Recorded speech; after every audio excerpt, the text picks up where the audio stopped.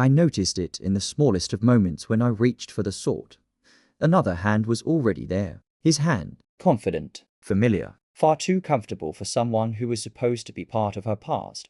He passed the shaker to my wife, and she smiled softly, gently, the same way she used to smile at me in those first tender years, before time and routine dulled the edges of our love. They laughed, low and intimate, sharing an inside joke I had no access to. Her mother reached out, resting a hand on his shoulder as if it belonged there, as if he'd never left, as if I was the stranger at my own table. I kept chewing. The roast was dry, lifeless, or maybe I just couldn't taste it anymore. My wine glass sat nearly empty, and no one noticed. No one offered a refill. They were too preoccupied pouring him his favorite Malbec. They remembered that detail. Of course they did. She didn't even introduce him. He just sat down my seat at the head of the table, the seat where I always carved the Sunday roast, where birthdays were toasted and anniversaries marked. And then, casually, he kissed her cheek. Not long, not vulgar, but not nothing either. I set my fork down slowly, quietly. Across the table, she met my eyes. For a brief moment, something flickered there, regret, maybe, or warning, but not love, not remorse. I said nothing. Not there, not in front of them. Instead, I leaned toward her, keeping my voice low, just for her. Come with me, I whispered. She leaned back slightly, as if I'd embarrassed her. Her words cut through the air, cold and final. He's just my ex. No explanation, just that flat, dismissive, like I was being unreasonable for caring. I stood, calm. No raised voice, no accusations, no drama. I simply stood and walked out of the room. She didn't follow.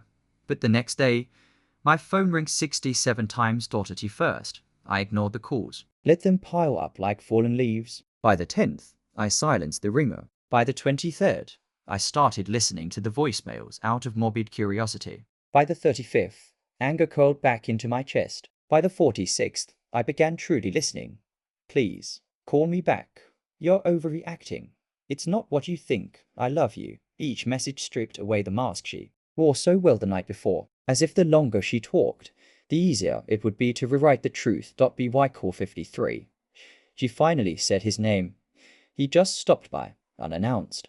My mother invited him. I didn't know he'd be there. I didn't tell you because I didn't think it mattered. I swear, didn't matter. Her past walking through the front door, sitting at my table, kissing my wife, using the chair I paid for and the wine I poured. She thought it didn't matter, but I already knew what I needed to know. It wasn't the kiss, or the seat, or even the wine. It was the way she looked at him as though he was the memory she should never let go, and the way she looked at me as though I was the consolation prize. I didn't yell. I didn't throw anything. Instead, I became quiet, methodical, the way a surgeon listens to a heartbeat before the first cut. I started with her phone. She always left it on the kitchen counter while she showered. It took just minutes to recover deleted photos.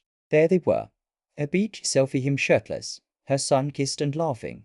Dated 2 months into our marriage. I sent it quietly to my laptop. No trail. Then came the messages. She'd buried them under a fake name, but not well enough. The threads unraveled like old rope. Brunch again Sunday. Can't wait to see you. I miss us. He's too quiet lately. I think he knows. She was right. I did know. I just hadn't said it yet. So I started building a timeline. Every trip, every yoga excuse, every quiet weekend at her mother's, flights, receipts, his tagged photos. They all overlapped like clockwork. The week she claimed to be helping her mother in Vermont, she was at his apartment. The cardigan she told me she lost, there it was in the background of his living room. Photo. I printed everything, every photo, every lie, stapled them into a silent narrative, page after damning page. 2 nights later, I handed her a plain folder across our kitchen table. No words, just paper. She opened it casually at first, then slower. Her hand began to tremble. Her lips parted as her eyes flicked back and forth, desperate to rewrite the images with speed. But the ink didn't lie. And then she reached the final photo, her sleeping peacefully, his arm around her, our bed, my pillow, the timestamp. 3 weeks ago. She looked up at me, face pale, tears already forming. This isn't what it looks like, she began. I stopped her with a whisper. It's exactly what it looks like. She reached for my hand. I didn't move.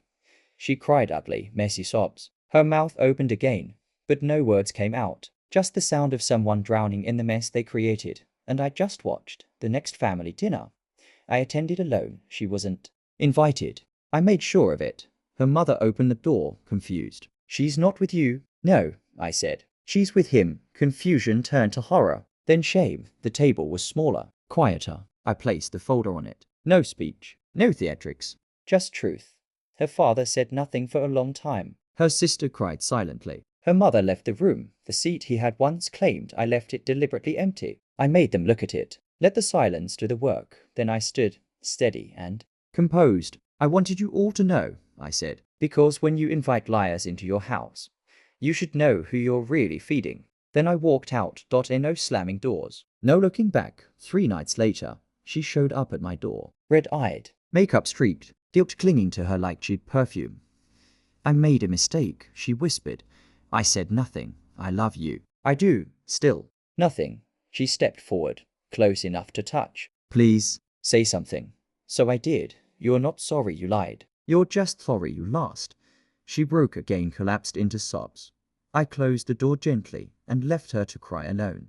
On the other side, then I sat at my table, alone, poured myself a glass of wine, my chair, my silence.